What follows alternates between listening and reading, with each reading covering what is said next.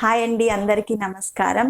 నా పేరు మానస. అయితే నేను ఈరోజు చెప్పబోయే టాపిక్ ఏంటంటే ఇండియన్ జోగ్రఫీ అనేది కాంపిటేటివ్ ఎగ్జామ్స్లో మనకి చాలా దానికి సంబంధించి బిట్స్ అనేటివి వస్తున్నాయి.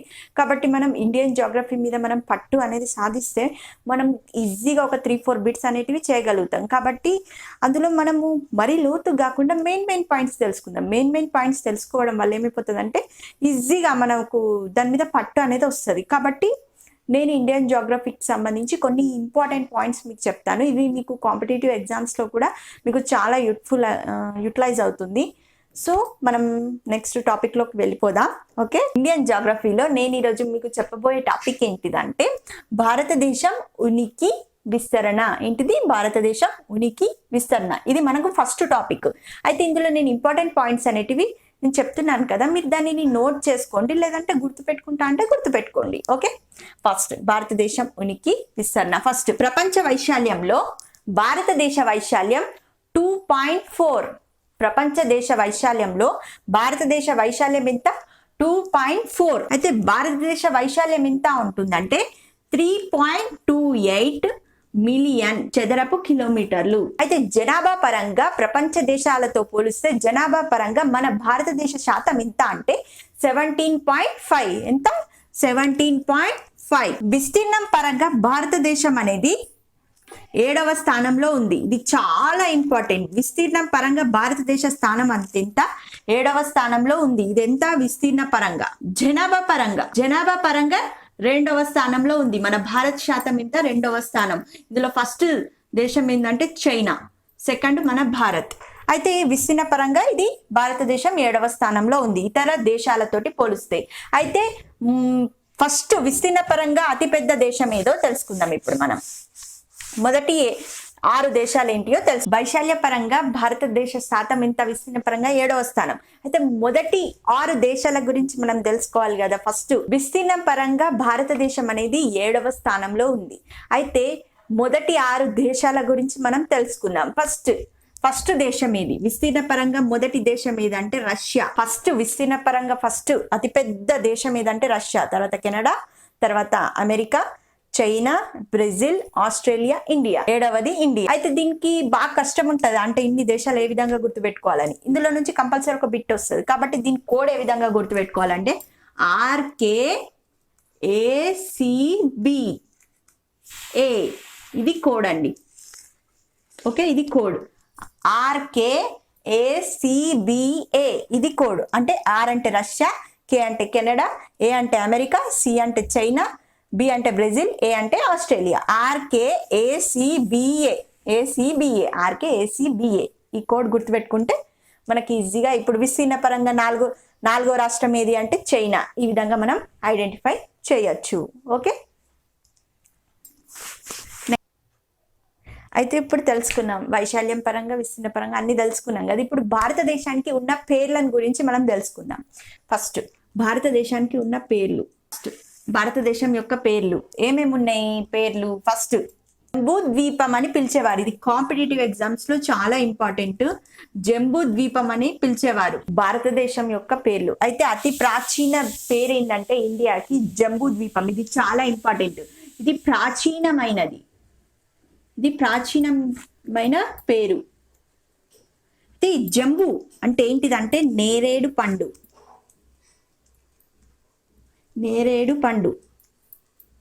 అంటే నేరేడు పండు. అయితే ఈ జంబూ ద్వీపం అని ఎవరు పేరు పెట్టిరానంటే జైన మతస్థులు, బౌద్ధ మతస్థులు భారతదేశాన్ని జంబూ ద్వీపంగా పిలిచేవారు. ఎవరు? జైనీస్ అండ్ బౌద్ధిస్. ఇది కూడా ఇంపార్టెంట్. జైనులు అండ్ బౌద్ధులు. అయితే నెక్స్ట్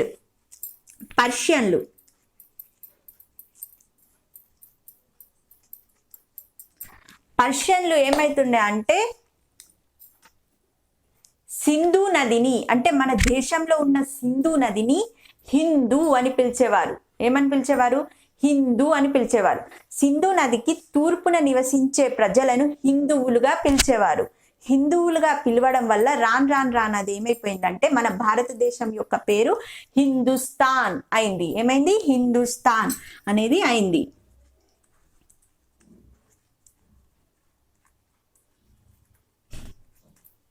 సింధు నదిని ఏమని పిలిచేవాళ్ళు వీళ్ళు? పర్షియన్లు హిందూ అని పిలిచేవారు. హిందూ. అయితే పర్షియన్లు ఏమైందంటే సింధు నదిని హిందూ అని పిలవడం వల్ల సింధు నదికి తూర్పున నివసించు ప్రజలను హిందువులుగా పిలిచేవారు. ఈ హిందువులుగా పిలవడం వల్ల ఏమైపోయిందంటే ఇండియా నేమ్ అనేది హిందుస్థాన్ గా మారింది. దీనికి అంతటికి కారణం పర్షియన్లు భారతదేశాన్ని హిందుస్థాన్ గా పిలిచారు. నెక్స్ట్ గ్రీకులు ఏమైపోయిందంటే భారతదేశాన్ని ఇండస్ గా పిలిచేవారు. ఇండస్ అంటే లాటిన్ భాషా పదం, అది ఇండస్ గా పిలిచేవారు. ఈ ఇండస్ కాస్త ఏమైపోయిందంటే ఇండియాగా మారింది అన్నట్టు. ఇండస్ కాస్త ఇండియాగా మారింది. తర్వాత భారత రాజ్యాంగం వాళ్ళు ఏమైపోయిందంటే మన రాజ్యాంగం రాసిన వాళ్ళు మన భారతదేశాన్ని భారత్ అని పిలిచిండ్రు. మన రాజ్యాంగం రాసిన వాళ్ళు భారత్ అని పిలిచిండ్రు.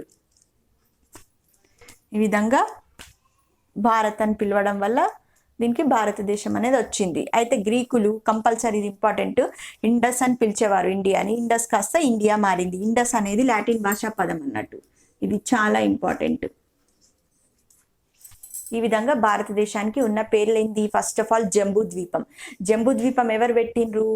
బౌద్ధ మతస్థులు, జైన మతస్థులు. జంబూ అంటే ఏంటిది? నేరేడు పండు. తర్వాత ఏమైపోయింది? పర్షియన్లు ఏమన్నారు? సింధు నదిని హిందూగా పిలిచారు. హిందూ కాస్త హిందుస్థాన్ గా మారింది. తర్వాత ఏమైంది? గ్రీకులు ఏం చేసిరు? ఇండస్ గా పిలిచారు. ఇండస్ గా పిలిచడం వల్ల భారతదేశం రాను ఏమైంది అంటే ఇండియాగా మారింది. ఇండస్ అనేది లాటిన్ భాష పదం.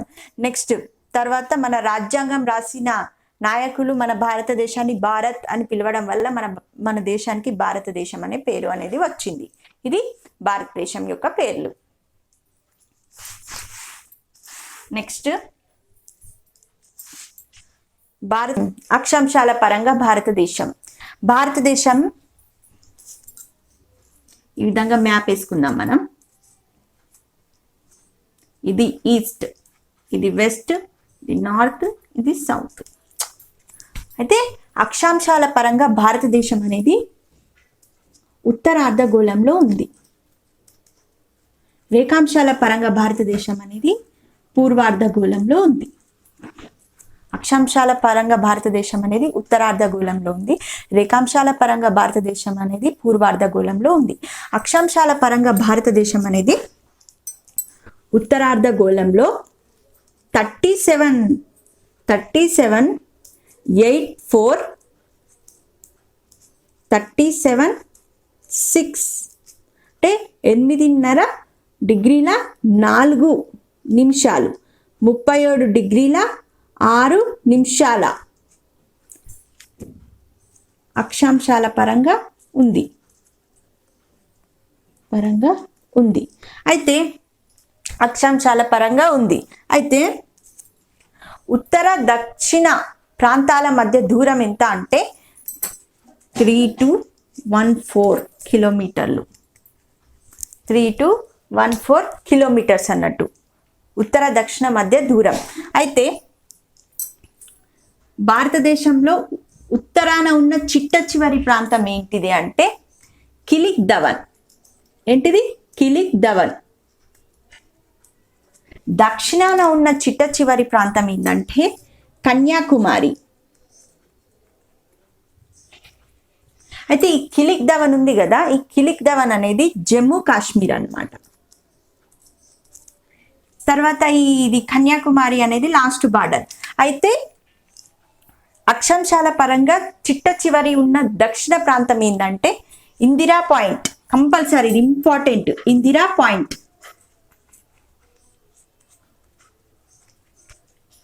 ఇందిరా పాయింట్ అక్షాంశాల పరంగా ఉన్న చిట్ట చివరి దక్షిణ ప్రాంతం ఏంటంటే ఇండిరా పాయింట్.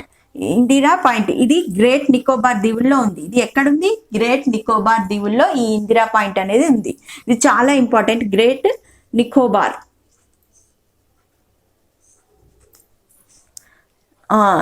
ఇది 6 డిగ్రీల అక్షాంశం అన్నట్టు ఈ ఇందిరా పాయింట్. అయితే ఇందిరా పాయింట్ కి మరొక పేరు పిగ్మోయల్ పాయింట్. ఇందిరా పాయింట్ దక్షిణాన ఉన్న చిట్ట చివరి ప్రాంతం ఏంటంటే అక్షాంశాల పరంగా ఇందిరా పాయింట్. ఇది ఎక్కడుంది? గ్రేట్ నికోబార్ దీవుల్లో ఉంది. అయితే దీనికి మరొక పేరు ఏంటంటే పిగ్మోరియల్ పాయింట్. ఈ భారతదేశాన్ని 2 సమభాగాలుగా విభజించు రేఖ ఏదంటే కర్కట రేఖ. ఈ కర్కట రేఖ అనేది 23.5 డిగ్రీల ఉత్తర అక్షాంశం. ఏది? కర్కట రేఖ ఉత్తర అక్షాంశం. అయితే ఈ కర్కట రేఖ అనేది మన భారతదేశంలో 8 రాష్ట్రాల గుండా పోతుంది. 8 రాష్ట్రాల గుండా పోతుంది. ఆ రాష్ట్రాలు ఏందో ఇప్పుడు తెలుసుకుందాం. First Gujarat, first Rajasthan, Madhya Pradesh, 4th west Bengal, 5th Mizoram, 6th Tripura, 7th Chhattisgarh, 8th Odisha. అయితే ఫస్ట్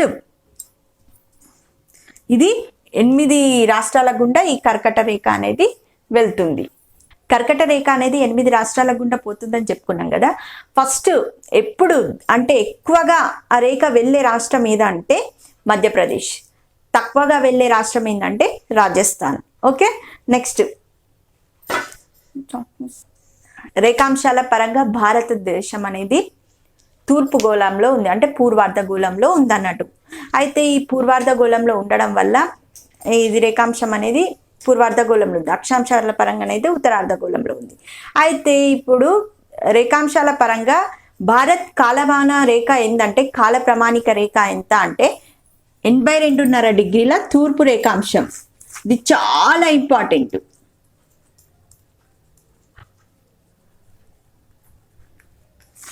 భారత్ కాల ప్రామాణిక రేఖ ఎంత అంటే 82.5 డిగ్రీల తూర్పు రేఖాంశం.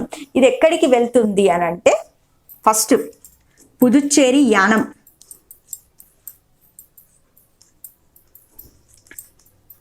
యానంలోకి వెళ్తుంది అన్నట్టు. ఫస్ట్ ఇది 82.5 డిగ్రీల తూర్పు రేఖాంశం. మన భారతదేశంలో ఇది పెద్ద రేఖాంశం అని అంటారు. 82.5 డిగ్రీల తూర్పు రేఖాంశం అనేది భారతదేశంలో అతిపెద్ద రేఖాంశం. అయితే ఇది పుదుచ్చేరి యానం గుండా పోతుంది. అయితే ఈ రేఖాంశం అనేది మనకు 5 రాష్ట్రాల గుండా పోతుంది. ఓకే, 5 రాష్ట్రాలు ఏందో చెప్దాం. ఫస్ట్ది యూపీ, తర్వాత ఎంపీ అంటే మధ్యప్రదేశ్, తర్వాత ఏపీ, తర్వాత ఛత్తీస్గఢ్, తర్వాత ఒడిస్సా. ఈ రాష్ట్రాల గుండా ఈ తూర్పు రేఖాంశం అనేది పోతుంది. ఫస్ట్ యూపీ, తర్వాత ఎంపీ, తర్వాత ఎంపీ అంటే మధ్యప్రదేశ్, ఏపీ, తర్వాత ఛత్తీస్గఢ్, తర్వాత ఒడిస్సా గుండా వెళ్తుంది. తర్వాత ఈ తూర్పు పశ్చిమ ప్రాంతం మధ్య దూరం ఎంత అంటే 2933. ఎంత? 2933. ఇది చాలా ఇంపార్టెంట్. 2933 అంతా ఈస్ట్కి వెస్ట్కి మధ్య దూరం ఎంత అంటే మధ్య దూరం ఎంత? 2933 అన్నట్టు. అయితే భారతదేశంలో ఈస్ట్ వెస్ట్ తీసుకున్నట్టయితే తూర్పున ఉన్న చిట్ట చివరి ప్రాంతం ఏందని అంటే దీపు కన్మ.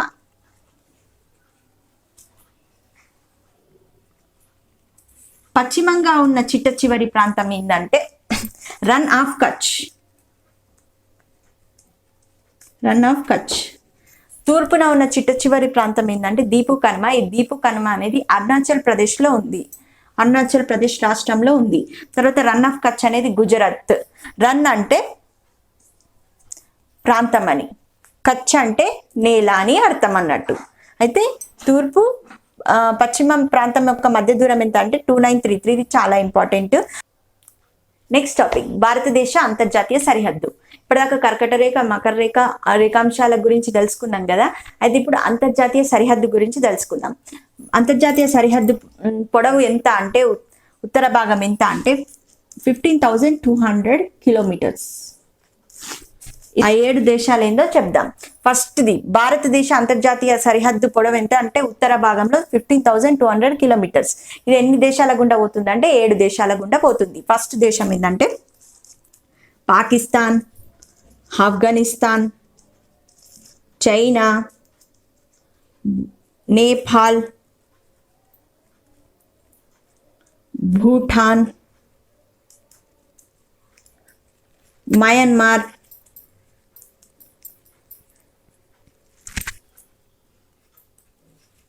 బంగ్లా. అయితే ఇండియా అనేది ఎక్కువ సరిహద్దు గల దేశంతో ఏ దేశంతో పంచుకుంటుందంటే ఆ సరిహద్దు బంగ్లాదేశంతో ఫస్ట్ సరిహద్దుని పంచుకుంటుంది. ఎక్కువ సరిహద్దులు గల రాష్ట్రం ఏంటంటే బంగ్లాదేశ్ తోటి పంచుకుంటుంది. తక్కువ సరిహద్దులు అంటే తక్కువగా సరిహద్దులు ఉన్న గల రాష్ట్రం ఏదనంటే భూటాన్. ఏంటిది? భూటాన్. భారతదేశ అంతర్జాతీయ జల సరిహద్దు. అయితే భారతదేశం యొక్క తీరరేఖ పొడవు ఎంత అంటే 6100 కిలోమీటర్స్. ఎంత? 6100 కిలోమీటర్స్. అయితే ఈ 6100 కిలోమీటర్స్ ఉంటుంది. అయితే అసలైన భారతదేశం యొక్క తీరరేఖ పొడవు ఎంత అంటే 7516.6 కిలోమీటర్స్. అయితే 7516.6 కిలోమీటర్స్. ఇది తీరరేఖ పొడవు ఇండియాది 6100 కిలోమీటర్స్. అయితే దీవులను కలుపుకొని 7516.6 కిలోమీటర్స్ అనేటివి దీవులను కలుపుకొని తీరరేఖ పొడవు అన్నట్టు. అయితే ఈ తీరరేఖ అనేది 9 రాష్ట్రాల గుండా పోతుంది. అయితే ఇందులో అత్యధికంగా తీరరేఖ కలిగినటువంటి రాష్ట్రం ఏదంటే గుజరాత్. కంపల్సరీ ఇది అడుగుతాడు. అత్యధికంగా తీరరేఖ కలిగినటువంటి రాష్ట్రం ఏదంటే గుజరాత్. అతి ఎక్కువ తీరరేఖ కలిగినటువంటి రాష్ట్రం, తక్కువ తీరరేఖ కలిగినటువంటి రాష్ట్రం ఏదంటే గోవా. ఏంటిది? గోవా తక్కువ తీరరేఖ. అయితే ఇప్పుడు మనం ఇందులో ఇంకా మెయిన్ టాపిక్ ఏంటంటే నాటికల్ మైల్స్ గురించి తెలుసుకుందాం. నాటికల్ మైల్ అంటే సముద్ర దూరాలను నాటికల్ మైల్స్ లో కొలుస్తారు. సముద్ర దూరాలను కొలవడాన్ని నాటికల్ మైల్స్ అంటారు. 1 nautical mile is equal to 1.852 metres. ఇది లాస్ట్ టైం విఆర్ఓ బిట్లో ఇచ్చిండు. 2017 బిట్లో 1 nautical mile is equal to ఎంత అని అడిగిండు. కాబట్టి ఇది మనకు చాలా ఇంపార్టెంట్. 1.852 మీటర్స్ అన్నట్టు. తర్వాత భూ పరివేష్టిత రాష్ట్రాలు అంటే ఏమిటో మనం తెలుసుకుందాం.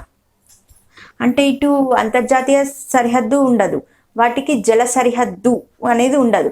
అలాంటి రాష్ట్రాలను భూ పరివేష్టిత రాష్ట్రాలు అని అంటారు. ఈ భూ పరివేష్టిత రాష్ట్రాలు ఎన్నంటే ఇండియాలో 4 కంపల్సరీ ఇంపార్టెంట్ 4.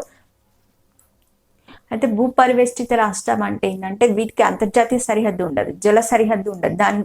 అటువంటి రాష్ట్రాలను భూ పరివేష్టిత రాష్ట్రాలు అని అంటారు. అయితే ఈ భూ పరివేష్టిత రాష్ట్రాలు అనేటివి ఇండియాలో 4 ఉన్నాయి అన్నట్టు. ఆ 4 ఏందో మనం ఇప్పుడు తెలుసుకుందాం. First Haryana, second Chhattisgarh, third Madhya Pradesh, fourth Jharkhand. ఫస్ట్ది Haryana, second Chhattisgarh, third Madhya Pradesh, fourth Jharkhand. ఇవి భూ పరివేష్టిత రాష్ట్రాలు అని అంటారు అన్నట్టు. అయితే